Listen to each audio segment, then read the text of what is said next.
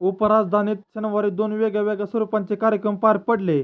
पर्यावरणवादी व शिक्षण तज्ज्ञ सोनम वांगचुक यांच्या समर्थनार्थ काढण्यात आलेल्या शांतता मोर्चाला नागरिकांचा चांगला प्रतिसाद लाभला. तर शिवसेनेतर्फे ठाकरे आयोजित रामनगर चौकातील रामरक्षा पठण महाआरतीला तुलनेने गर्दी कमी होती.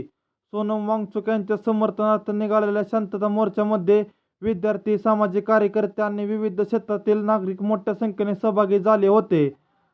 परीक्षा प्रक्रियेतील कथित गैरप्रकार, शिक्षण व्यवस्थेतील प्रश्न आणि विद्यार्थ्यांच्या भविष्याशी संबंधित मुद्द्यांकडे शासनाचे लक्ष वेधण्याचा प्रयत्न या मोर्चातून करण्यात आला. दरम्यान याच दिवशी रामनगरमधील ठाकरे यांच्या रामरक्षा पठण व महाआरतीनंतर ठाकरेंची सभा झाली.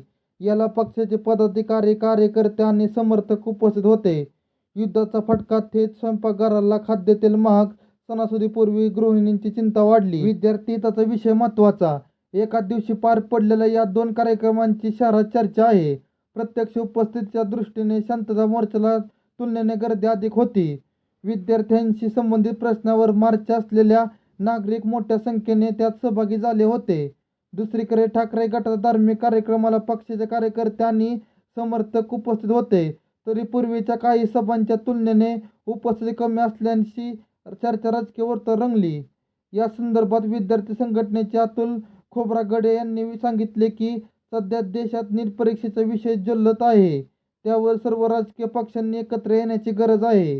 हा कोणा एका पक्षाचा नाही तर विद्यार्थी हिताचा विषय आहे. त्यामुळे शांतता मोर्चाला मोठ्या संख्येने नागरिक उपस्थित झाले होते.